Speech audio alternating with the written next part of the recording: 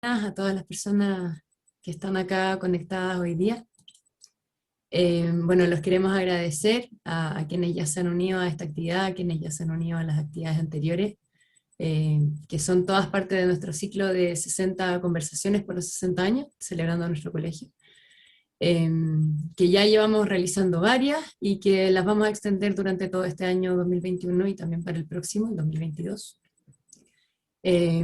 Como es el título de este ciclo, estamos celebrando nuestro 60º aniversario y estamos motivando con esto conversaciones que nos permitan conectar con la tradición de nuestro colegio y también proyectarnos hacia un nuevo ciclo que comienza. Y estamos en un momento especial en nuestra celebración con estos 60 años y todas las conversaciones que forman parte de este ciclo, eh, todas las actividades que estamos impulsando como colegio con el motivo de este aniversario están organizadas en función de tres grandes líneas.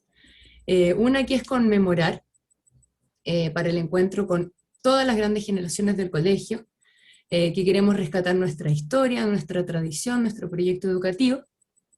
Una segunda línea que queremos rescatar es una proyección hacia lo que se nos viene en los próximos años.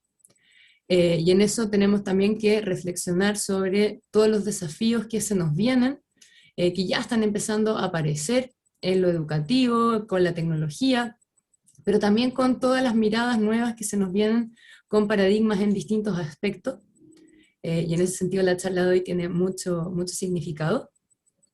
Y la tercera línea es la que también tiene mucha relación con nuestra charla de hoy día, que tiene que ver con la conexión con el medio, que nos permite conectar todas las reflexiones que estamos haciendo con nuestra comunidad y en el contexto en el que estamos, en el fondo. Estamos en un contexto de pandemia, en el que estamos en una crisis global que nos está separando de las personas, y en ese sentido estamos en un tiempo de grandes transformaciones sociales y políticas en el país, que en los últimos años han estado poniendo en cambio, en duda, en mucha conversación a las personas de nuestra comunidad, en Chile y en el mundo, a nivel institucional también. Y en ese sentido se ha estado conversando mucho tiempo sobre una nueva Carta Fundamental, sobre una nueva Constitución, que tiene que empezar a coordinarse poco a poco con una convención constitucional que ya va a empezar a sesionar en un par de días más. Y sobre este tema, sobre nuestra nueva Carta Constitucional, vamos a empezar a conversar hoy con nuestro invitado, el señor Luis Rodrigo Fernández. Profesor, buenas tardes. Ahí ya lo pueden ver en Hola, hola, pantalla. mucho gusto. Un El saludo a profesor todos. Rodrigo Fernández, ahí ya lo pueden ver, es abogado, tiene un magíster en Derecho Político y es académico de la Universidad Católica del Norte y en la Universidad de La Serena. Es allá, en el norte, en la región de Coquimbo, que se desempeña como director regional de la Dirección del Trabajo. Y él es experto en temas constitucionales y nos va a traer temas sobre nuestra nueva constitución que se nos viene, comparándola con otras constituciones que hemos tenido nosotros en la historia de nuestro país, para ver qué es lo que hemos tenido, qué es lo que podríamos llegar a tener, y en ese sentido darnos a nosotros más luces sobre qué es lo que se nos viene a nosotros como país, como sociedad, y cuál podría ser nuestro aporte. Eh, lo importante ahora en el fondo es escucharlo, así que sin más comentarios míos, Rodrigo, profesor, muchas gracias. Ya, El muchas micrófono gracias. es suyo. Ya, muchas gracias por la invitación, María Paz. Muchas gracias, rector. Bueno, también es parte de mi currículum, también soy ex alumno del colegio, que también es una parte importante de mi currículum y de mi formación. Eh, bueno, vamos a ser muy rápido porque no tenemos mucho tiempo. Y me gustaría también que los que participan de esta reunión se sientan libres para interrumpir y para generar conversación. En todos los periodos de transición o de transformación, nos encontramos más con dudas y con incertezas más que con seguridad, con algún tipo de seguridad jurídica. Entonces, cualquier tipo de comentario va a ser muy bienvenido, porque lo importante es tener muchos puntos de vista para poder tener una visión lo más completa posible de la realidad en que nos toca vivir en este tiempo de transformación. Vamos a hacer una rápida exposición por las constituciones que ha tenido nuestro país y cómo llegamos finalmente a este cambio constitucional que se avisora en el horizonte cercano, ¿cierto? Primero me gustaría agregar algunas cositas de qué es lo que entendemos por constitución y qué creo yo que es la función principal de la constitución. Entonces nosotros vemos y caminamos por la naturaleza y vemos que los animales, cuando tienen un conflicto, pelean entre ellos de manera física, ¿cierto? Nosotros no resolvemos, como seres humanos, no resolvemos los conflictos de esa forma, de manera física, y eso es una evolución que nosotros hemos tenido como especie, y que en lo concreto, en lo jurídico, se ha transformado en controlar el poder, finalmente. Que el poder, cuando hablamos del poder en esta instancia, estamos hablando del poder físico, o sea, de que físicamente se pueda obligar o someter una persona, pueda someter a otras personas, físicamente, ¿cierto? A lo mejor aquí los profesores también, de repente, sobre todo en los cursos más chicos y los cursos grandes también, entonces ven cómo se generan conflictos efectivamente con fuerza física, sobre todo en los hombres. Yo estuve en el seminario cuando éramos puros hombres, y muchas veces nos encontrábamos con conflictos físicos reales, digamos, ¿ah? La pelea en el recreo o en el mismo curso. Bueno, eso es parte también de nuestra naturaleza humana, pero a gran escala, a nivel de sociedad, la manera que hemos tenido de controlarlo es a través de las constituciones, que el principal mecanismo, ¿cierto? El control del poder, ¿cierto? Pasamos desde los gobiernos, las monarquías absolutas, donde el poder del Estado no tenía ninguna limitación hacia sociedades cuyo poder estatal está controlado por medio de las constituciones. Lo que hace finalmente una constitución, su función principal, es controlar el poder del Estado, ¿cierto? Evitar las arbitrariedades, evitar los abusos de poder de quien tiene el poder finalmente. El poder, ¿de qué poder estamos hablando? Del poder físico, ¿cierto? Estamos hablando de, por ejemplo, las fuerzas públicas, ¿cierto? Las fuerzas públicas, donde tenemos concentrado como sociedad el poder, se encuentran detrás de los barrotes o las reglas de control de fundamentalmente la Constitución. ¿Y cómo administramos este poder? ¿Cómo llegamos a ejercer este poder? Es de una manera racional, a través de esta institución jurídica que es la Constitución fundamentalmente, y luego sus derivaciones y sus colgajos, que son las leyes, los decretos, etc. ¿Qué ha pasado en Chile? En Chile hemos tenido muchas constituciones, pero han sido básicamente dos las principales. Durante la primera mitad del siglo XIX tenemos lo que se ha llamado normalmente los ensayos constitucionales, ¿cierto? Son los primeros textos.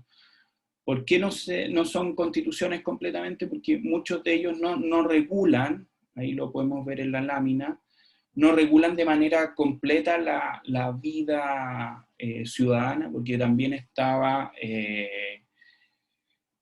regida por el Estado español, ¿cierto? Nosotros éramos colonia, y a pesar de que nos independizamos, igual las reglas del Estado español, de la monarquía española, igual nos regían, igual lo utilizábamos, y era parte también de nuestra convivencia jurídica. Los tribunales resolvían con el derecho español, siempre resolvieron durante mucho tiempo con el derecho español, y lentamente nos fuimos separando, no fue un cambio de la noche a la mañana, sino que lentamente nos fuimos separando de las reglas del Estado español mientras estuvimos en ese periodo de transición. ¿Ah? Ya lo que podemos llamar propiamente tal como constitución, aunque hubieron otras constituciones un poquito que no duraron poco, algunas que no tuvieron una duración muy larga, como por ejemplo la Constitución Moralista de 1823, que no alcanzó ni a aplicarse. La Constitución ya un poquito más en serio, si podríamos llamarlo así, es la Constitución de 1833. Que esa Constitución no es otra cosa que una modificación de una Constitución, de la Constitución liberal de 1828. Pero lo interesante de la Constitución de 1833 es que duró casi 100 años, ¿eh? hasta 1925, que cambiamos y tenemos la Constitución de 1925, que fue liderada por el presidente Alessandri luego de un viaje que tuvo a Europa, y conoció las realidades de Europa y se dio cuenta que aquí debían hacerse algunas modificaciones. Entonces nombró una comisión, que es una de las diferencias que tenemos ahora con este proceso constituyente, porque siempre todas las constituciones a lo largo de nuestra historia siempre han sido armadas o construidas con comisiones. ¿Ah? Esta es primera vez que se construye por medio de una convención o de un congreso, como ustedes quieren llamarlo, una asamblea. ¿Ah? Hablamos de convención y asamblea como cosas iguales, digamos. Hay personas que las distinguen, pero técnicamente la mayoría de los juristas están de acuerdo que convención y asamblea es lo mismo. En fin, entonces esta es una experiencia nueva en nuestra historia. Bueno, el presidente Alessandri convocó a una comisión de expertos que curiosamente fue sí aprobada por plebiscito en su oportunidad, y curiosamente sí los principales partidos políticos de la época, que era el Partido Liberal Unido, el Partido Radical y el Partido Conservador, votaron se abstuvieron, ¿ah? No participaron. Pero no obstante, el plebiscito salió más del 90% aprobado. ¿Por qué votaron en contra, o por qué se abstuvieron, digamos, no aprobaron este cambio constitucional? Porque trasladaba o fortalecía el poder ejecutivo en ese tiempo el presidente de la República, se dejaba atrás un periodo más bien parlamentario, ¿cierto? Ustedes saben que tuvimos tuvimos una guerra civil, ¿cierto? Antes de llegar a este periodo, y entonces gran parte de eso, la culpa se la echaban a que estábamos bajo una constitución que era parlamentaria. No obstante que la constitución de 1833 partió como una constitución con el poder ejecutivo fortalecido, pero a lo largo del tiempo se fue diluyendo ese poder y se transformó efectivamente en una constitución con gran fuerza del Parlamento. Bueno, así llegamos a la Constitución del 80. No es necesario que cuente la historia, porque yo creo que todos la conocemos. La Constitución del 80 es un texto que fue también construido por medios de comisiones y de expertos. Muchos destacados juristas de la época participaron en la construcción.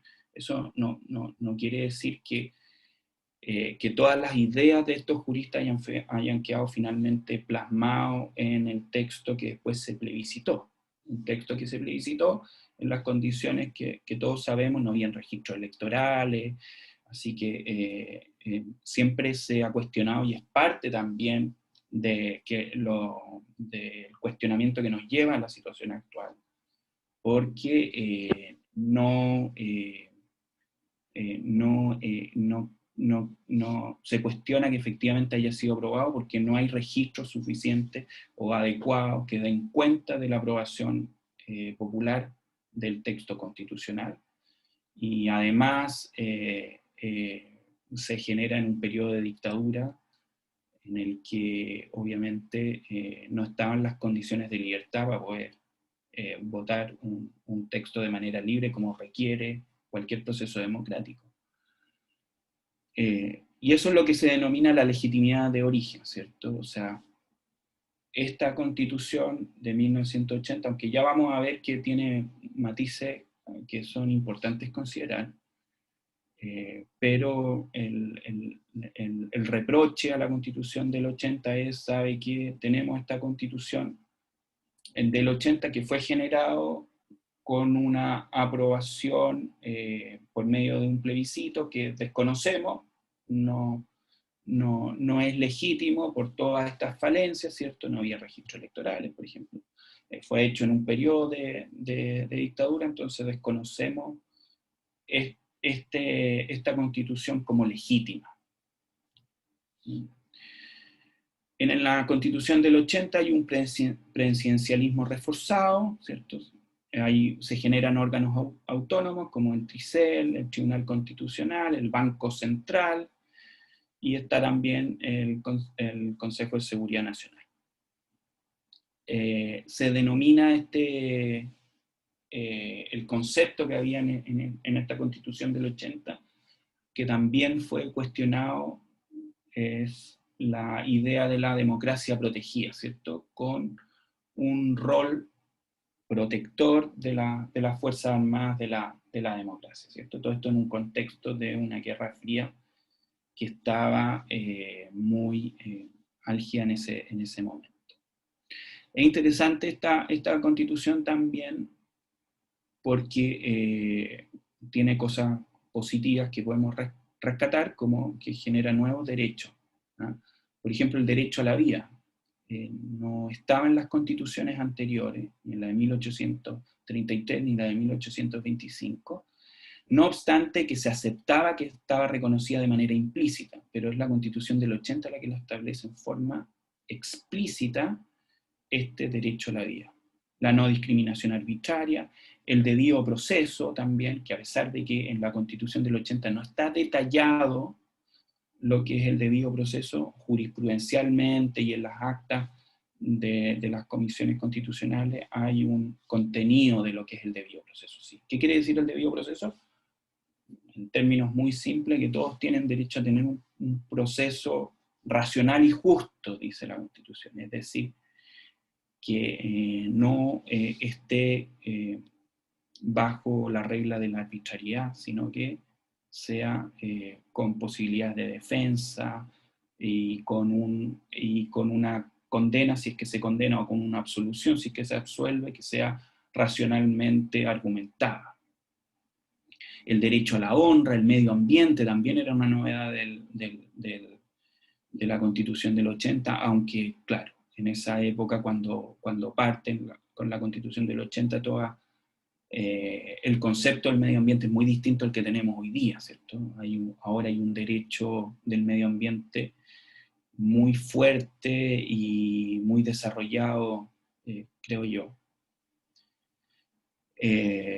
No quiere decir que sea suficiente, pero sí yo creo que es bastante robusto. La prohibición de los tributos injustos, la libertad económica y el derecho a la propiedad. Derecho a la propiedad, porque establece en la Constitución tres enfoques del derecho a la propiedad. Está el del derecho a la propiedad, el derecho de propiedad, y también habla específicamente del derecho de propiedad intelectual. No voy a entrar en esos detalles, pero lo que quiero destacar de esto es que efectivamente la Constitución del 80 dio mucha importancia al derecho de propiedad, tal vez seguramente por razones históricas, ¿cierto? Que tiene que ver con lo que produjo finalmente el quiebre institucional en su época. La Constitución del 80 tuvo una serie de reformas, ¿ah? Y partió ya en épocas de democracia ya con reformas importantes. En 1989 ya existía, ya empezaron con las primeras reformas, estamos ya en el proceso en el proceso ya entrando en plena aplicación de la Constitución, y hubo un acuerdo político en esa oportunidad para hacer esta reforma. En ese tiempo, para hacer esta reforma, hubo una comisión que fue integrada por Renovación Nacional y por la Concertación en esa época. Se llegó a un acuerdo de varias reformas para realizar a la Constitución mucho más gruesas de lo que finalmente quedó, pero no se concretó ese acuerdo porque el gobierno no estaba de acuerdo con todas las reformas que se querían hacer, no obstante el acuerdo político que había, ¿ah? De la derecha y la Concertación. Y después, vamos a verlo más adelante, en la reforma que hace el año 2005, aquí me estoy adelantando un poco, pero para tener la visión. En las reformas que se hacen en el año 2005 con el presidente Lagos, se completa el acuerdo que se había alcanzado en este periodo.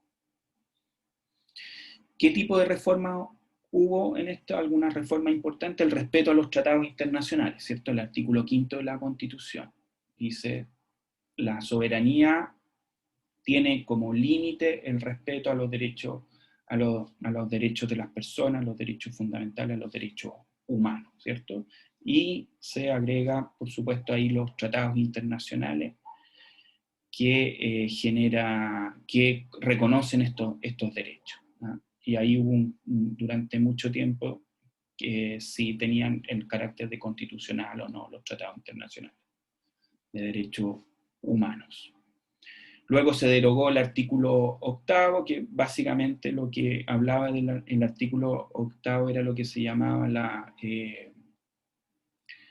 pluralidad limitada, ¿cierto? Que implicaba esto, que se aceptaba pluralidad participativa de los ciudadanos, pluralidad partidista, pero con ciertas restricciones. Se prohíben las ideologías que atentaban contra la familia, por ejemplo, cosas de esa naturaleza. Y también se generaban ciertos delitos de carácter terrorista también, ¿ya? Ese se derogó y hoy día tenemos otro artículo 8 que no tiene nada que ver con ese artículo 8. Se estableció el Consejo Nacional de Televisión, ciertas incompatibilidades, se elimina la posibilidad de disolver la Cámara. Antes de la Constitución del 89 también estaba la posibilidad de que se pudiera disolver en determinadas circunstancias, en determinados casos el Congreso. Se suprime referencia al Tribunal Contencioso Administrativo. Esto es una historia muy larga, pero no voy a entrar en eso para no enredarnos. Pero es una historia larga, una carga permanente en todas las constituciones que hemos tenido en Chile, de generar básicamente tribunales que resuelvan los problemas que los particulares o los conflictos que los particulares tengan con el Estado, tribunales especiales para resolver ese tipo de conflictos. Y todas las cartas fundamentales de 1833 se ha establecido, pero nunca se han creado. Y también estaba como proyecto en la Constitución del 80, pero decidieron sacarlo porque al final lo que se decidió es sincerar que no se han creado y que era difícil crearlos porque tenemos una historia de no haber creado nunca estos tribunales, ¿ah? Lo que no quería decir finalmente que en la práctica o con leyes se pudieran crear el día de mañana este tipo de tribunales. y se estableció un periodo de 4 años especial, ¿cierto?, de transición para el primer periodo presidencial del presidente Patricio Elwin. Voy a comentar solamente algunas de las reformas para efectos de no hacerlo tan largo, que puedan ser interesantes. Bueno, finalmente, como saben, la reforma se estableció elecciones de alcalde, los alcaldes no se elegían democráticamente en su periodo, se crearon después ya el año 1997 el Ministerio Público, hubo reformas también a la Corte Suprema, la Corte Suprema aumentó el número de ministros, ciertas normas de administración comunal también se fueron agregando a las reformas. Como ustedes ven, ya vamos dejando atrás el año 1998 y se van agregando reformas una tras de otra, ¿cierto? Modificación a la integración del TRICEL, estatuto de los expresidentes, se establece un estatuto especial para los expresidentes, proceso de reformas constitucionales, en la oportunidad, dice ahí las oportunidades en que debe reunirse las dos cámaras, ¿cierto? La Cámara de Diputados y la Cámara del Senado. No siempre hemos tenido dos cámaras, pero ha sido de una larga tradición tener dos cámaras en el Congreso. Después ya viene la reforma importante del 2005, que es lo que les comentaba, que completa un poco el acuerdo que existía el año 98.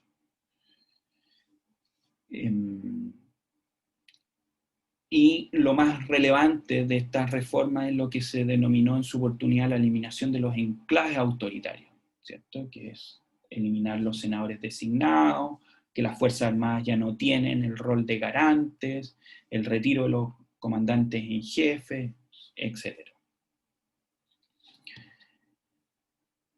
Entre otras reformas. Después, y ya en los últimos 15 años, siguieron con reformas constitucionales, la promoción a la educación parvularia, ¿cierto? Estatutos especiales para Isla de Pascua, Juan Fernández. Se estableció la posibilidad de que las municipalidades pudieran generar asociaciones. Reconocimos el estatuto de la Corte Penal Internacional.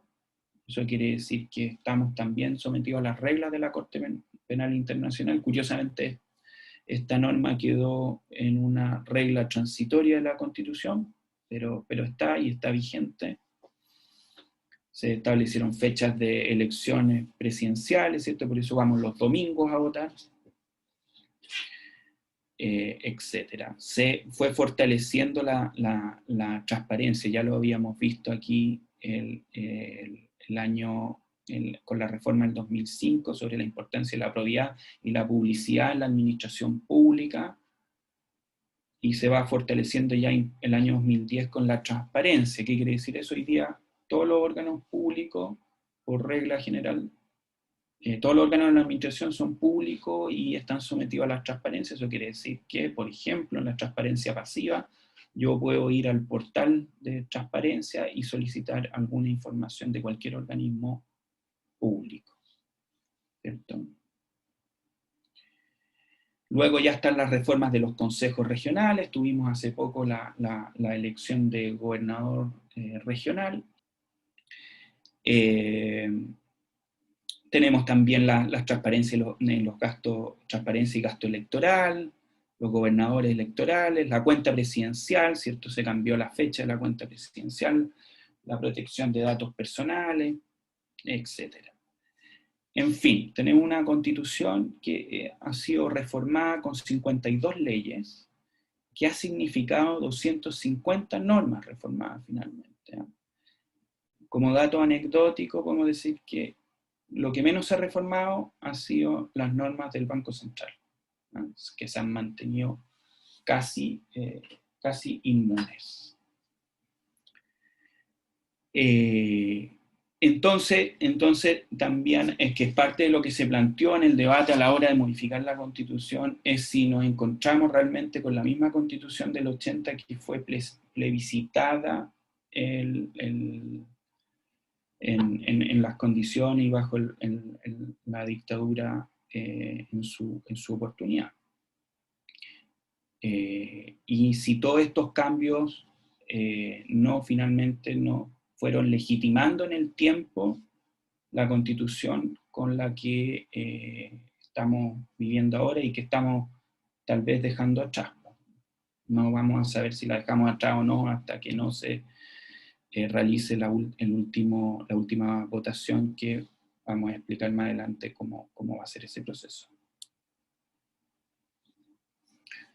Y esto es lo que parte de lo que habíamos comentado, ¿cierto? Una falta de legitimación de origen del texto constitucional, que es parte de lo que se cuestionó de la Constitución del 80. La existencia de leyes de quórum, es decir, que hayan determinadas materias que requieren para la aprobación como leyes, que requieren un quórum distinto, más elevado, ¿cierto? Cosa que ocurre también en el derecho comparado. Hay otros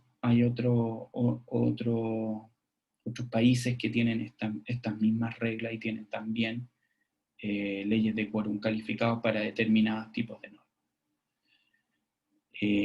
Mecanismos, también se cuestionó los mecanismos de reforma constitucional.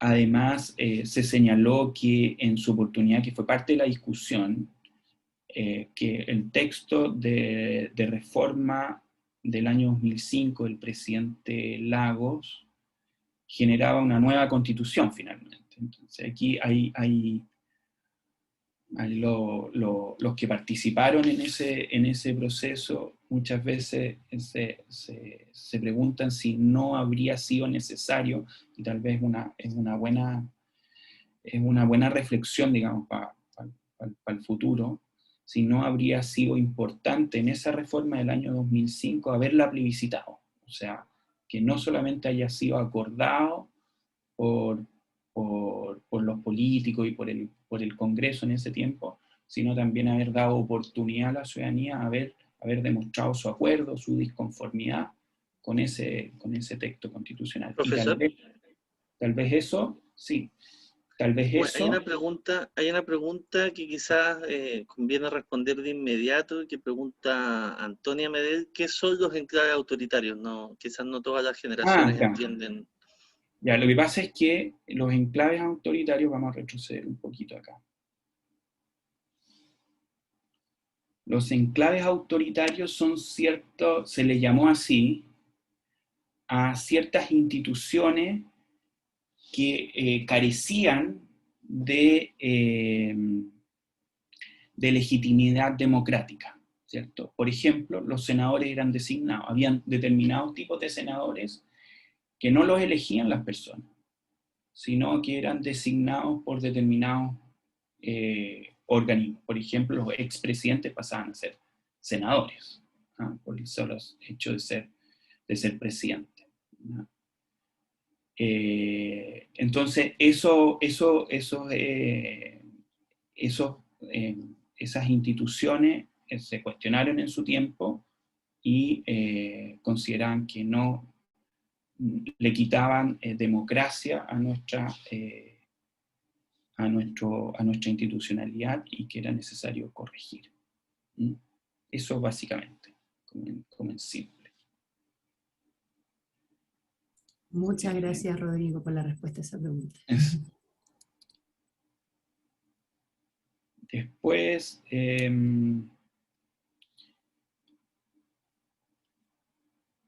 ya, tenemos entonces el proceso constituyente en el que nos encontramos hoy día.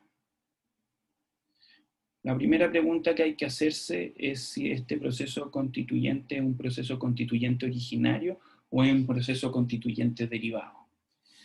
¿Qué quiere decir en simple? Significa que este proceso constituyente es una hoja en blanco, como se ha dicho, una verdadera partir de cero, o tiene cierta vinculación con nuestra historia, con nuestra institucionalidad. ¿En qué medida? Hay algunos que han planteado que se trata esto de una reforma constitucional. ¿Por qué se trataría de una reforma constitucional? Porque las reglas del cambio de constitución están establecidas en la propia constitución del 80. O sea, la constitución del 80 fue modificada para efectos de este proceso constituyente. Entonces nosotros ahora estamos actuando en función, y todas las reglas de la Convención Constituyente están en la Constitución del 80. Pero, ¿por qué se discute que esto no es así? Porque finalmente no es una reforma que... no podríamos hablar de reforma porque los cambios que se vayan a producir no van a dejar subsistentes capítulos o artículos de la Constitución. Entonces, aquí vamos a hacer un cambio que signifique tener un texto constitucional nuevo, distinto. Entonces, no es propiamente una reforma constitucional, porque en una reforma, lo que no logro yo acordar va a quedar lo no reformado, pero aquí no va a ocurrir eso. Ya lo vamos a explicar cómo va a ser este proceso. Lo otro que se ha dicho que podría ser es que esto se trata de una verdadera asamblea constituyente soberana, que es como la práctica latinoamericana, ¿cierto? Constituimos nuestra asamblea constituyente y aquí partimos de cero, nos olvidamos de la constitución pasada y empezamos a construir una nueva institucionalidad con esta nueva constitución. Pero tampoco es tan cierto, porque tal como les comentaba, las reglas de la actual constitución, del actual proceso constituyente, está vinculado a la constitución del 80. Y está establecido por regla. Entonces, la asamblea o la convención constituyente hoy día está sometida a reglas. Es parte de nuestra institucionalidad. No es un poder absoluto que pueda actuar completamente de manera autónoma, sino que, ahí vamos a explicar, tiene una misión que la propia Constitución, con la reforma constitucional realizada, la propia Constitución le asigna. O sea, usted, asamblea, usted, convención, tiene una misión que cumplir, y es esta. Y estos son los límites de su misión, ¿no? Entonces, el profesor José Francisco García señala que él considera que esto se trata de una verdadera revisión total de la Constitución, ¿no? Que es distinto que una reforma. Y esto es una experiencia no única en el mundo en este sentido, sino que también lo podemos encontrar en otros países como Austria, España o Suiza. ¿Que esto qué quiere decir? No es una simple reforma, sino que es una revisión de la Constitución. Y ver si de revisada esta Constitución tenemos o no tenemos un nuevo texto constitucional, ¿cierto? Porque el que estemos ahora en la Convención Constituyente, ¿cierto? Se va a partir ahora el 4 de julio, no quiere decir que vamos a tener una nueva constitución. Hay que terminar el proceso, y termina con este proceso con el plebiscito de salida. Es decir, la misión que tiene la convención hoy día es redactar un proyecto. Y de alguna manera le va a consultar a la voluntad soberana del pueblo, le va a consultar si está de acuerdo o no con ese proyecto. Entonces, estamos revisando la Constitución, ¿no? Es así que se pone aquí dos elementos distintos que podrían ser contradictorios, ¿cierto? Si estamos aquí frente a un proceso institucional sometido al derecho, o si estamos en un proceso de decisión autónoma e independiente.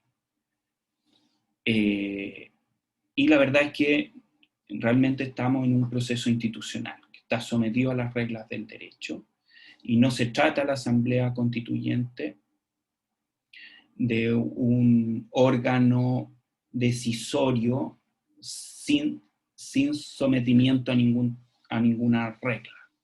No obstante, que escuchamos en algún momento algún grupo de los constituyentes que pretendían esto, digamos.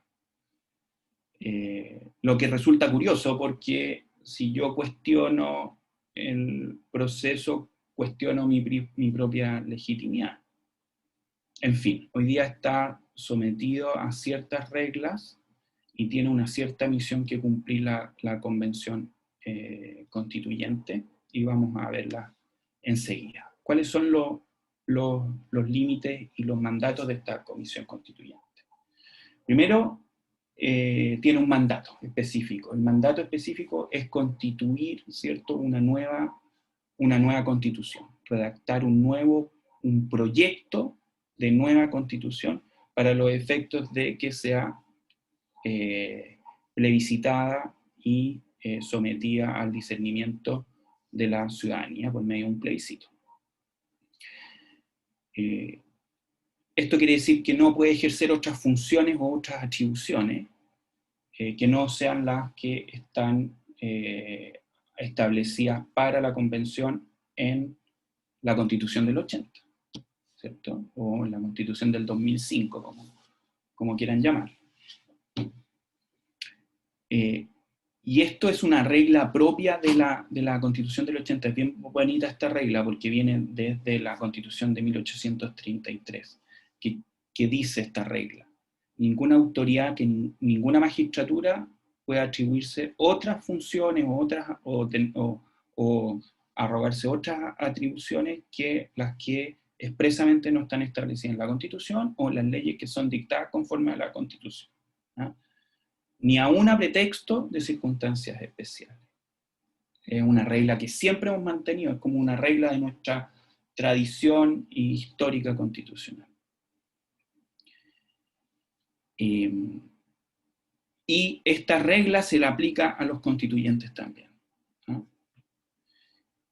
Mientras la Convención también, como otro mandato y límite específico, mientras la Convención ejerce sus funciones, se mantiene lo establecido en el artículo 5 de la Constitución, que consagra la soberanía que reside en la nación, ¿cierto? Y que es ejercida por el pueblo a través de los plebiscitos y elecciones periódicas.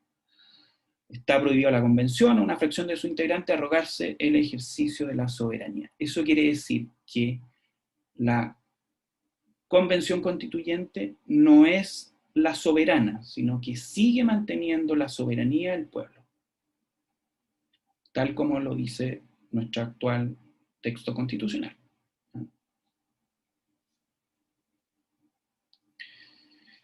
Además tiene un plazo la Convención para cumplir con su misión, ¿cierto? Su misión es redactar una nueva Constitución, y tiene un plazo.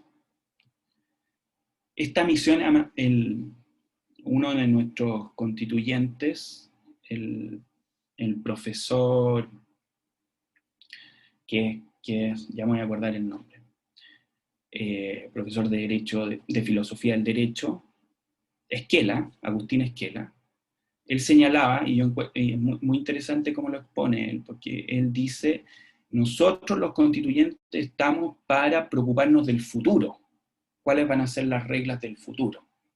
No tenemos que hacernos cargo de lo que sucede en el presente, de lo contingente, ¿no? Yo creo que esa es como podría ser una manera de exponer lo que contamos respecto de la misión de la Convención Constituyente. Bueno, esta misión tiene un plazo. El plazo son de 9 meses, que pueden prorrogarse hasta por otros 3 meses a solicitud del presidente de la Convención o por 1/3 de los convencionales. Rodrigo, que, sí. Han llegado muchas preguntas muy interesantes. Yo no las veo acá, así que tú me vas diciendo. Sí, hay una pregunta de Francisco, que agradece el aporte y pregunta: ¿cuál es el elemento central que crees que marca el proceso constituyente en Chile?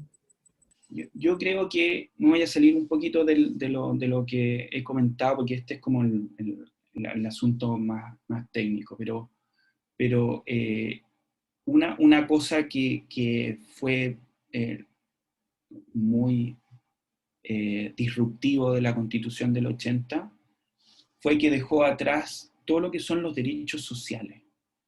Los derechos sociales son derechos humanos de segunda generación, ¿no? ¿Cierto? Los derechos humanos de primera generación son los derechos que protegen las libertades políticas y civiles de los individuos. Los derechos sociales o derechos humanos de segunda generación se ocupan de los derechos sociales y económicos de la persona, ¿no? Y luego están ya los derechos de tercera generación, que establecen derechos para la comunidad en general, como el derecho a la paz o la solidaridad. Dentro de los derechos sociales, por ejemplo, el que normalmente yo he escuchado que se echa de menos en la Constitución del 80, es el derecho a la vivienda, por ejemplo. También son llamados derechos programáticos, porque no son derechos que pueda otorgar en forma inmediata la Constitución, sino todo lo contrario, son derechos que requieren de un presupuesto y requieren de un trabajo del Ejecutivo para efectos de llevar adelante y cumplir con ese mandato constitucional, ¿cierto? Todos los derechos que hemos visto, por ejemplo, el derecho a la vida o el derecho a la propiedad, etcétera, son cosas que yo puedo exigir al Estado sin necesidad de que intervenga el Ejecutivo, el presidente, ¿cierto?, por medio de sus potestades, o la administración del Estado, por medio de sus potestades, sin que intervenga, sin que se requiera un presupuesto, sino que simplemente lo que está haciendo ahí la Constitución es limitar justamente el poder del Estado. Y lo hace, y yo lo puedo reclamar por medio, por ejemplo, de un recurso de protección. Entonces, la Constitución del 80 no tiene eso, no tiene, y las constituciones en general, las constituciones de todo el mundo lo tienen. Y este tipo de derechos incluidos en la Constitución, lo que los inventaron fueron los mexicanos. En 1917 empezaron a incorporar estos derechos sociales. Y después quien siguió con esto fue la Constitución de Weimar, ¿cierto?, en Alemania. Y después ha sido casi regla en el mundo, pero nuestra Constitución no lo tiene. Y yo creo que, si ustedes me preguntan ahí, que ya un poco más en la interna, yo creo que en gran medida el problema que tenemos es que esto se echó de menos, digamos. A pesar de que la Constitución puede no cumplirlos, ¿cierto? Porque si dice que vamos a tener derecho a vivienda, automáticamente no vamos a tener una vivienda porque lo diga la Constitución, ¿cierto? Pero no está contemplado como un derecho. Tal vez ahí hay una aspiración que se echó de menos en algún momento y se reclamó. Y finalmente por eso nos encontramos aquí. Porque ustedes ven que son las principales quejas que hay del proceso de la Constitución. Además de la legitimidad de origen, que es otro aspecto, pero ya vemos que si lo vemos en detalle, hay que verlo con bastante cuidado. No es tan sencillo, no es que la Constitución que tenemos ahora es la Constitución del 80, eso no es real. Ahí también Vicente Figueroa tiene una consulta, parece. Sí, buenas tardes. Buenas tardes a todos. Yo quisiera consultar brevemente un punto que es relacionado con el tema del último. Voy a iniciar medio, sí. No, brevemente, que habla del cuarto punto de esta lámina, que es la disolución de pleno derecho. Yo creo que eso es súper importante porque han habido, para la Convención Constitucional, creo que lo más importante es un espíritu cívico y democrático, porque que ningún extremo trate de tomarse la Convención. Entonces yo quisiera preguntarle que llamados como por ejemplo de la lista del pueblo o de sectores de la izquierda radical a rodear la Convención Constituyente para que el pueblo haga presión, para que los constituyentes legislen de determinada forma, ¿Es de alguna manera prudente? ¿Cómo se puede evitar que esos llamados extremistas eviten que la Constitución salga de una manera súper como adecuada para todos los chilenos? Que es lo que todos Claro, queremos. bueno, eso es parte de lo que vamos a conversar. Yo creo que dejemos en pausa tu consulta, porque en el fondo todas estas posiciones es parte una respuesta a tu consulta, en el sentido siguiente, en el sentido que aquí lo que vamos a conversar, y ya partimos con eso, es que la Convención Constituyente tiene límites institucionales. ¿Te fijas?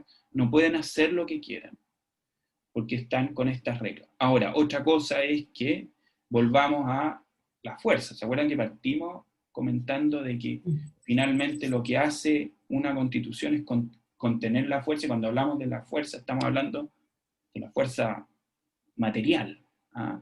No de la capacidad de convencer, no de la demagogia, sino de ejercer la fuerza física contra otras personas, ¿cierto? Entonces yo creo que esa es parte también de lo que nos estamos jugando, digamos, en el sentido de cómo podemos legitimar un texto que pueda mantener bajo control finalmente la fuerza física. Sí, Rodrigo, sobre eso que estabas diciendo de los países, había otra pregunta en el chat que decía de Andrea, que comentaba que en el fondo hay países que promueven la democracia y en su constitución establecen poderes de Estado que son distintos a las figuras que tenemos nosotros. Por ejemplo, la figura de primer ministro en vez de presidente, o que el Congreso tiene atribuciones distintas, más o menos que el caso que tenemos en Chile. ¿De qué forma influyen estos modelos distintos en la forma de gobernar? Lo que pasa es que también al final las constituciones tienen que ver con cómo como sociedad surgen también de la cultura que nosotros tenemos y de nuestra tradición histórica, ¿cierto? No están desconectadas de las tradiciones. Fíjense que la Constitución, como les comentaba en un principio, la Constitución de 1833 es una modificación de la Constitución de 1828. Y la Constitución del 25, finalmente, con toda la comisión y todo, finalmente no es otra cosa que una modificación de la Constitución de 1833. Nunca había un corte absoluto. Cuando les comentaba sobre esta regla que viene de las constituciones anteriores, sobre la prohibición de que ninguna magistratura, autoridad, pueda atribuirse otras funciones que no son las que expresamente están establecidas en la Constitución o en las leyes dictadas conforme a ella. Eso también viene de atrás y se incorporó en la Constitución. Entonces, ustedes ven que los ingleses, por ejemplo, no tienen una constitución escrita, sino que siguen sus propias tradiciones. ¿Se fijan? Entonces, es muy difícil que tengamos un cambio muy radical. Podemos tener en algunos aspectos, pero es muy difícil que en general nos encontremos con una constitución que no tenga nada que ver con nosotros. Y es en parte también lo que le pasa a la Constitución del 80, que viene con todas estas cosas con todo esto que dejó fuera, que todos los derechos sociales que dejó fuera, que siempre los tuvimos, más o menos, digamos. ¿Ah? Lo que pasa es que fue una constitución en ese sentido un poco pragmática. ¿Ah? Dijo, oh, no voy a poner derecho a la vivienda porque no tiene ningún sentido, porque no voy a poder cumplirlo. O sea, no todos van a tener vivienda, sino que va a depender de la realidad económica finalmente. Y la realidad económica no depende de una constitución. Sí, en ese sentido ahí tenemos una pregunta de Matías que tiene relación con eso que tú estás diciendo, que dice que en el fondo hay temas relevantes en la construcción de esta nueva constitución que se estarían incorporando. Y en este actual contexto, ¿cuáles serían los temas que debiesen cobrar relevancia en nuestra nueva constitución? Porque te has mencionado el tema de la vivienda, ¿cuáles podrían ser otros? Ya, lo tengo al final. No sé, ¿lo tomamos al tiro nomás? Sí, vamos, la gente lo está pidiendo. Ya. La soberanía popular. Ya. Bueno, son muchos los temas y de repente pueden salir nuevos. ¿Ah? Pero yo creo y aquí me voy a correr al final. Voy a poner al final. Yo creo que aquí hay algunos importantes, súper simple. La subsidiariedad. ¿Qué quiere decir el principio de subsidiariedad? ¿Cierto? Yo creo que todos lo han escuchado. Que básicamente quiere decir que el Estado actúa o solamente puede actuar en el caso que los particulares no puedan actuar para resolver un problema. Un caso puede ser un caso típico de subsidiariedad. Podría ser, o lo podríamos ver reflejado en las concesiones de las carreteras, por ejemplo, ¿cierto? No las construye el Estado, sino que las concesiona, permite que si lo puede hacer un particular, lo hace el particular, ¿cierto? Y después esas carreteras pasan a poder del Estado, ¿cierto? Pero le entrega la construcción a un particular en determinadas condiciones, tiene su retribución económica por haber hecho ese esfuerzo, y después pasa a mano del Estado. Normalmente siempre en Chile hacer una carretera era una labor del Estado, y el Estado significa que tenía que juntar las platas para poder hacer la carretera, ¿cierto? El sistema de concesiones ha sido cuestionado porque en el fondo finalmente estamos cuestionando también el principio de subsidiariedad. Pero si uno lo ve de manera práctica, tenemos de las mejores carreteras de Sudamérica hoy día, y esto partió con el gobierno de Frei, que se propuso mejorarlo a raíz de los tratados internacionales que hizo con varios países y que se reclamaba o se necesitaba, si queríamos transformarnos en un actor importante en la región, mantener las carreteras funcionando adecuadamente, que son finalmente las venas de un país, ¿cierto? Transportan la energía y los bienes de un lugar a otro. O el hecho de que no tengamos Estado empresario, también es otro reflejo del principio de subsidiariedad. Hay muy pocas empresas, o no tanto como antes, empresas que son del Estado. Si una empresa puede hacerlo, no lo hace el Estado. ¿Y cómo se refleja en la Constitución el principio de subsidiariedad? En este sentido, es que se requiere una ley de quórum calificado para efectos de que el Estado pueda ser empresario. Una simple ley no se puede crear por una ley simple una empresa, sino que requiere una ley de quórum calificado. Ahora, cosa curiosa es que el principio de subsidiariedad no está establecido en la Constitución. Es una construcción doctrinaria. A pesar de que se reclama contra el principio de subsidiariedad, la verdad es que en la Constitución uno no encuentra en ninguna parte algo así como hay un principio de subsidiariedad establecido en esta Constitución. No, eso no existe. Se deduce a raíz de las decisiones normativas que tiene la Constitución, como por ejemplo el hecho de que para efectos de constituir una empresa requiere una ley de quórum calificado. No así la Constitución peruana, que imita nuestra Constitución en varios aspectos.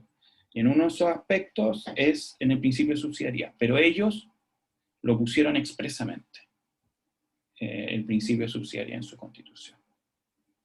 Ese es un tema. ¿Por qué reemplazamos el principio de subsidiariedad? Yo he escuchado varias alternativas. Algunas de ellas, el principio de solidaridad. Pero la verdad es que nuestra Constitución sí está establecido el principio de solidaridad. Por ejemplo, está establecido a raíz de la contribución que hacen las comunas con el fondo comunal a repartir, ¿cierto? Tenemos un fondo comunal donde las ganancias de ciertas comunas van a un fondo que se reparte entre las comunas que tienen menos recursos, ¿cierto? Esa es una aplicación del principio de solidaridad. Y el principio de solidaridad sí está establecido expresamente en la Constitución, en varios de sus artículos. Otro principio por el que podríamos reemplazar el principio de subsidiariedad, el principio de garantía. Es decir, la Constitución garantiza derechos a las personas.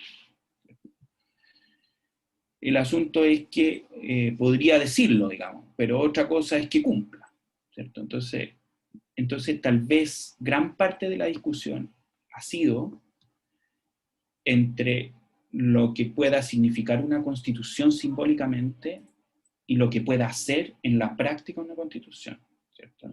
Entonces hay algunos muchos de los que defendían la constitución del 80 decían: una constitución nueva no va a poder resolver problemas económicos porque la constitución no mejora la economía de los países. El enfoque práctico, ¿cierto? Pero el enfoque simbólico es, bueno, no importa que no cumpla o no, pero yo quiero que consagre esos derechos porque esos derechos los tengo y son inalienables, son derechos humanos y una constitución del país debe consignarlos. Otro punto que podría también como tema relevante es la autonomía del Banco Central. Eso, como les comentaba, el Banco Central ha sido una de las normas que no se ha tocado, ha sido como un consenso político permanente que el Banco Central no se toca. ¿Qué quiere decir básicamente el Banco Central? Para decirlo súper en simple, el Banco Central es el órgano que emite el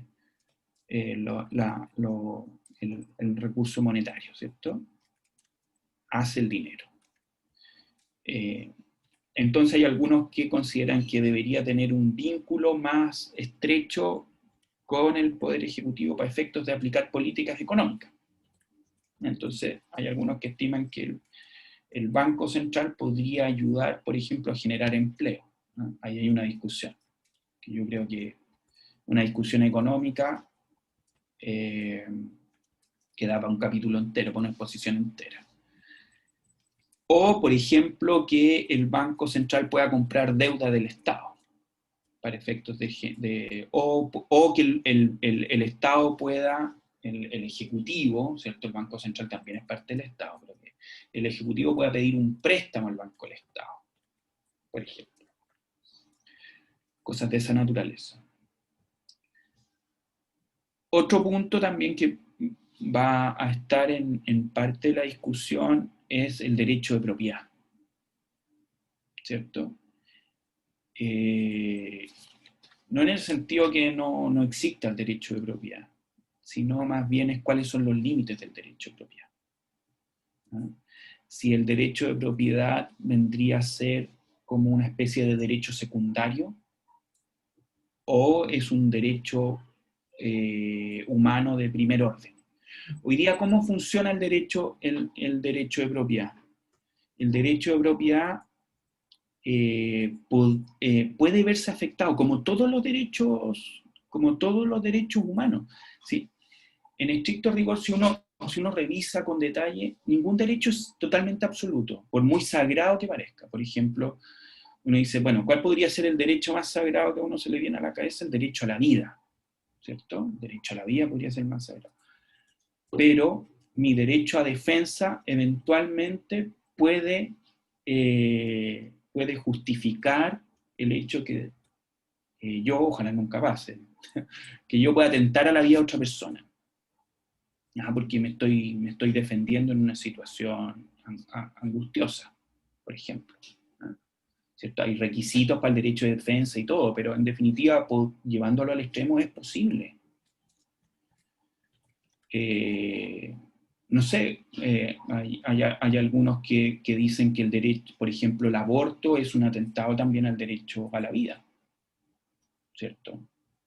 Hay otros que dicen que no, porque todavía no hay vida, pero hay una discusión también en zona gris, etc. Y el derecho de propiedad tampoco es absoluto, hoy día tampoco es absoluto. Si yo tengo mi casa en un lugar estratégico y necesita construirse una carretera por ese lugar, me la pueden expropiar. Lo que pasa es que no es a cualquier costo que pueden pasar por encima de ese derecho, ¿cierto? El derecho de propiedad. Yo no puedo evitar, lo que no puedo evitar es la expropiación, pero sí puedo discutir el precio, porque tengo derecho a un precio.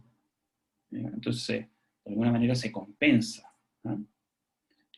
Nuestra Constitución dice que los derechos que están garantizados, que están en el artículo 19, no pueden ser afectados en su esencia. Pueden ser afectados, pero no en su esencia, en sus atributos esenciales, ¿no?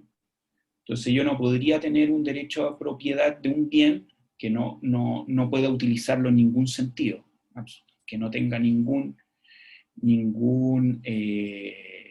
de sus atributos fundamentales, ¿cierto? Uso, gozo y disposición del bien. Y eso va a ser parte de la discusión, ¿cierto? Rodrigo. Sí. Sí, perdona, es que llegaron 3 preguntas súper interesantes sobre legitimidad y legalidad sobre esta nueva constitución, y comparando también con la constitución del 80, que me gustaría hacer las 3 preguntas cruzadas. Ya, a ver.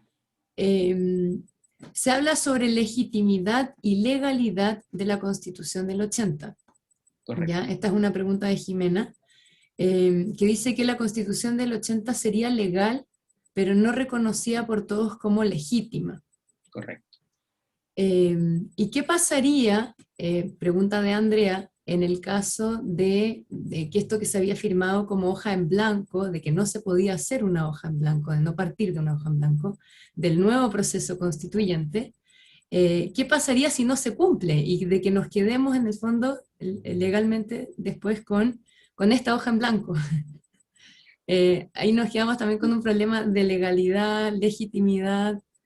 Claro. No sé cómo podrías contestar a eso. Claro, en realidad nunca vamos a quedar con una hoja en blanco, o sea, no nos vamos a quedar sin constitución, porque si en el plebiscito de salida, tenemos un plebiscito de salida, ¿cierto? Que es el proyecto que presenta la Convención Constituyente, y tal como como comentó ahí, no me acuerdo el nombre del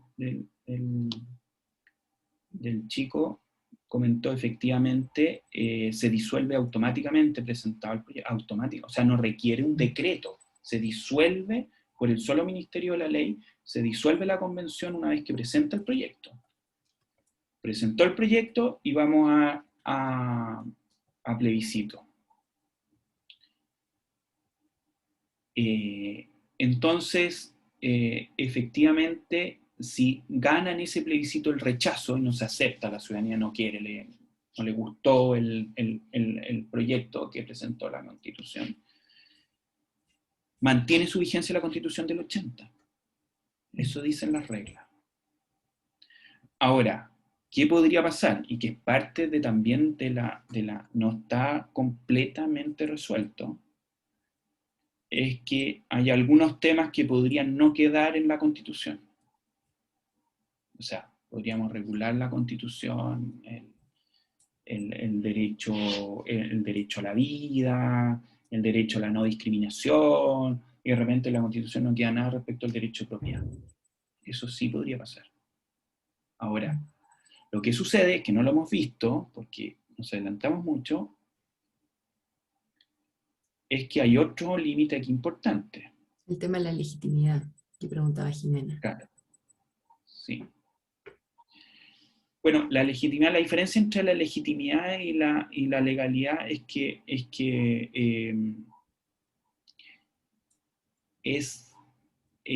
si para o sea, una institución puede ser legal, pero puede carecer de legitimidad en el sentido que no es reconocida como válida por el resto de los ciudadanos, ¿cierto? Entonces, por eso ahí dice Jimena muy bien, dice, ¿sabe que es legal? Porque efectivamente está construido como un instrumento legal en lo formal, pero no es reconocida por la ciudadanía.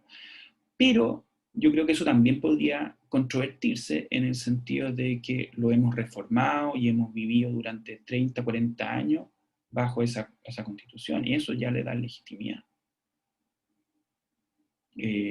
Por ejemplo, no sé si saben, y no sé si existirá todavía, capaz que lo hayan modificado, pero la ley de tránsito tenía la prohibición de escuchar radio mientras uno manejaba. No puede escuchar radio mientras uno maneja.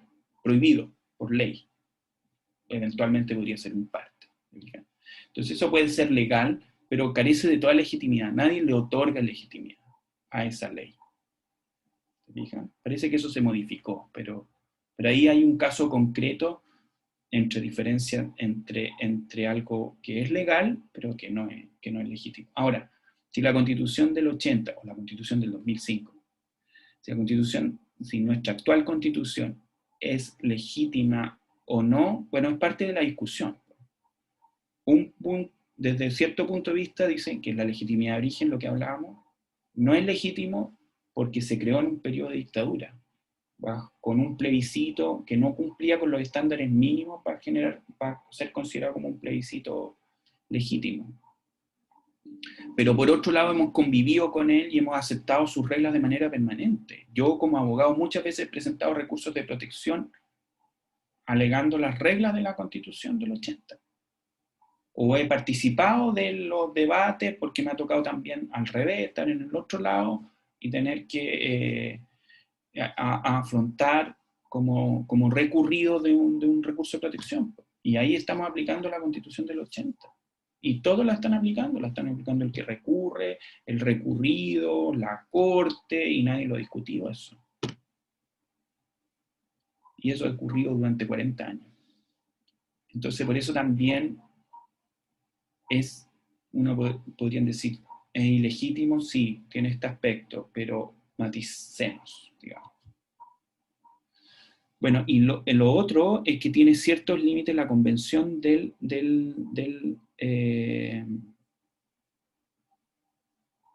80, tiene ciertos límites también materiales, ¿cierto?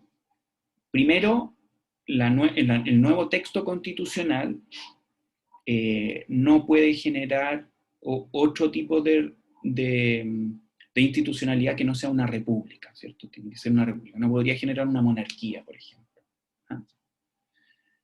Entonces eso es parte de las reglas mínimas. Hay que lo que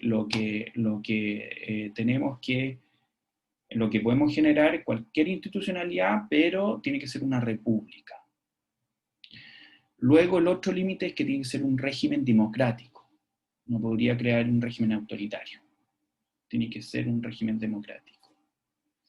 Luego, la Convención Constituyente no puede alterar o modificar las sentencias judiciales que se encuentran firmes y ejecutorias, es decir, las que ya se encuentran oleadas y sacramentadas, por decirlo en simple, las que ya han tenido todos los recursos, o si tenían recursos y no se hicieron valer, pasaron los plazos, etc. No las puede alterar.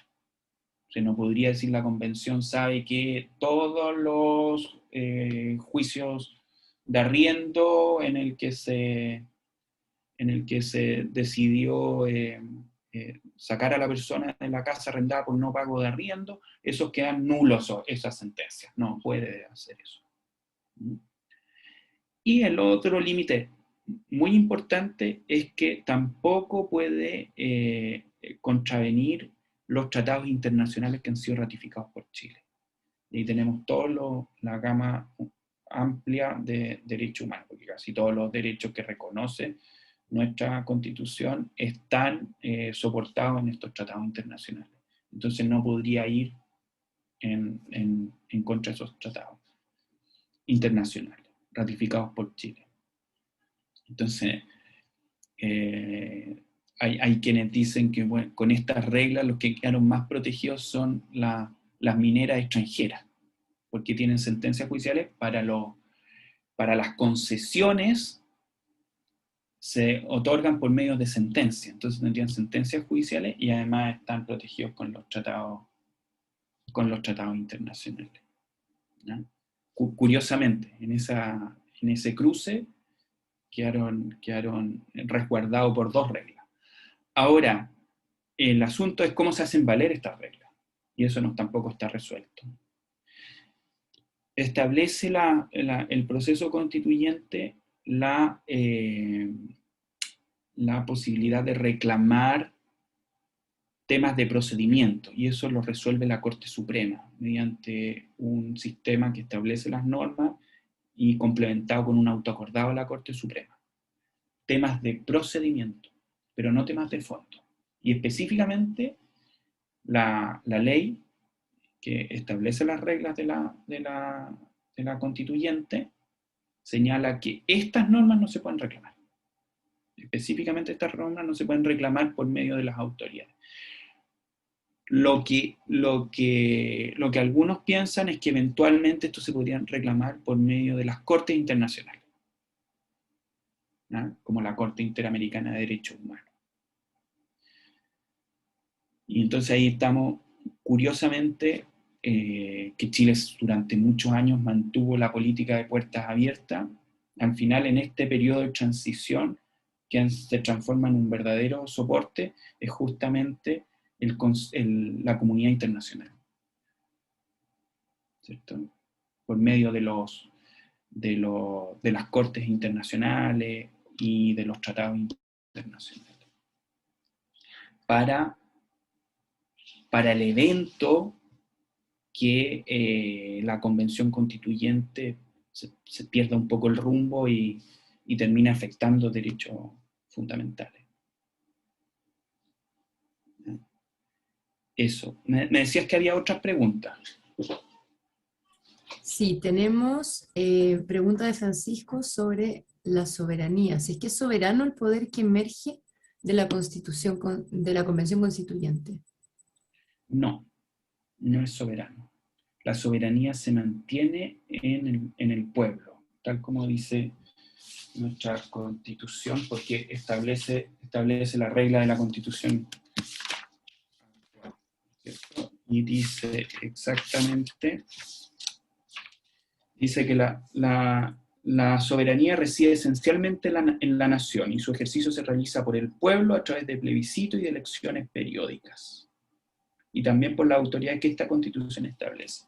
Es decir, la soberanía está en la nación y ejercida por el pueblo por medio de los plebiscitos y las elecciones. O sea, el poder sigue estando en el pueblo. Exactamente, sigue estando en el pueblo, en la nación. Sí. Perfecto. Correcto.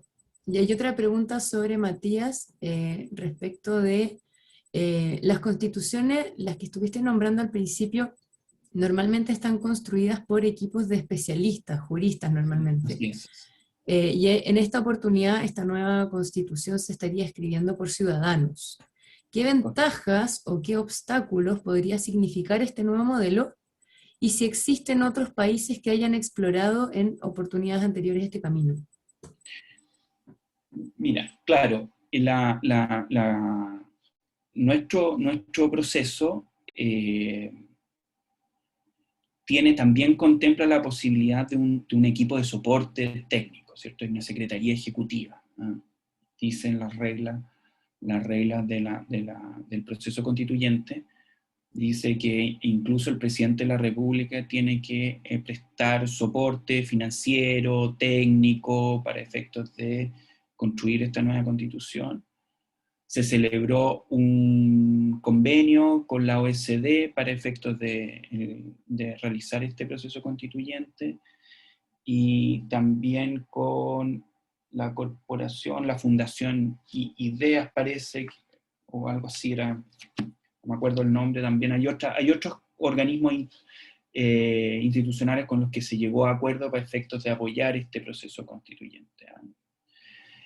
Entonces va a haber un soporte técnico, pero lo que podría ocurrir, y un tema que tienen que resolver en la convención, es la coherencia, ¿cierto?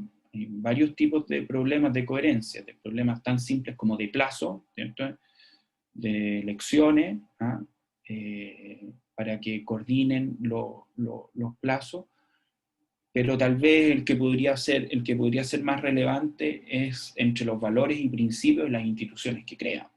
Por ejemplo, dice, vamos a tener el derecho a la vida, y después en otro artículo vamos a decir en determinado delito, no debiera meterse la Constitución en eso, pero podría ser, hay determinados delitos que llevan a la pena de muerte, por ejemplo. ¿Ah? Eso no podría ocurrir, pero es para poner el absurdo, ¿cierto? Porque además ahí hay tratados internacionales que nos impiden poner hoy día la pena de muerte.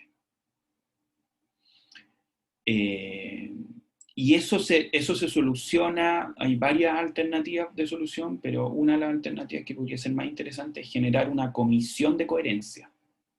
Entonces pueden la misma constituyente generar una comisión de coherencia en la medida que las otras comisiones vayan aprobando o sacando proyectos para después ser aprobados, pasen por la constituyente para efectos de que esta comisión especial de coherencia vaya limando las diferencias y vaya ocupándose de que salga un texto en su conjunto coherente, ¿no?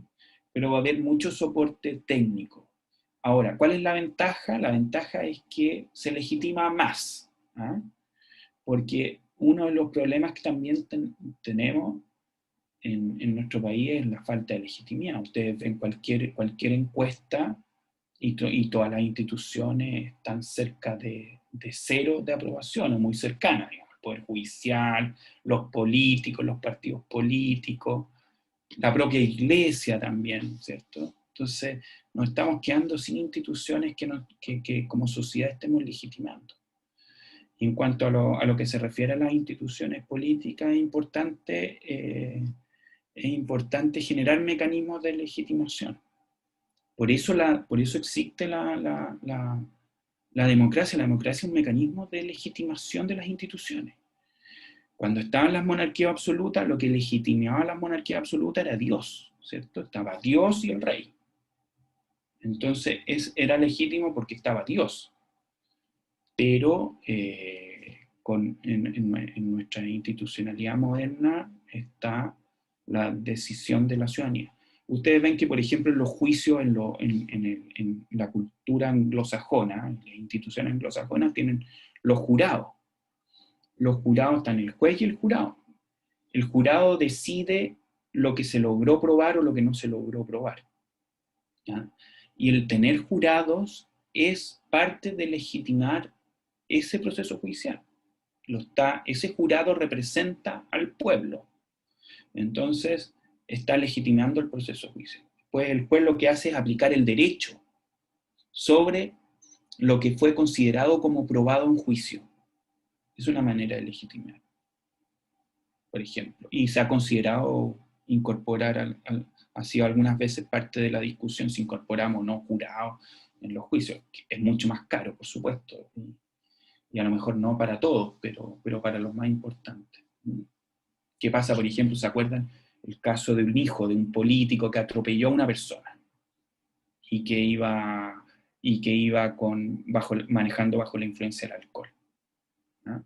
Y después se resolvió y quedó, no sé si absuelto o con una pena muy menor. Entonces la ciudadanía cuestiona ese proceso.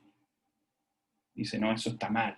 Entonces generaliza, porque así somos los humanos, con 2 o 3 casos generalizamos, ¿cierto? Entonces generaliza y pierde legitimidad. Si a lo mejor ese proceso hubiese estado con una decisión de jurado de por medio, a lo mejor sería más difícil cuestionar. No digo que no lo cuestionemos, pero sería más difícil. Sería más difícil. Eso. No sé si contesté con eso. Excelente, Rodrigo. Sí, bueno, en honor al tiempo, tenemos que disculpar ya a todas las personas que quedaron con preguntas pendientes. Realmente ha sido muy buena la participación del público. Agradecer, Rodrigo, por la disposición, agradecer a la gente por la participación y la presencia de todos ustedes. Y recordarles que todas las conversaciones por los 60 años están siendo registradas y están siendo publicadas en el repositorio virtual en el canal de YouTube, así que pueden acceder para revisar esta y otras de las charlas que hemos ido haciendo. Y también invitarlos a todas las actividades que se vengan, ahí las pueden ir revisando. Y muchas gracias nuevamente, Rodrigo, por aceptar nuestra invitación, por toda la información que nos has entregado, y muchas gracias a todos por estar aquí. Ha sido un placer, muy, muy agradable la conversación. Nos desordenamos un poco al final, pero lo importante es que nos dimos la oportunidad para conversar sobre estos temas. Sí, muchísimas gracias, Rodrigo, y gracias a todos por su participación.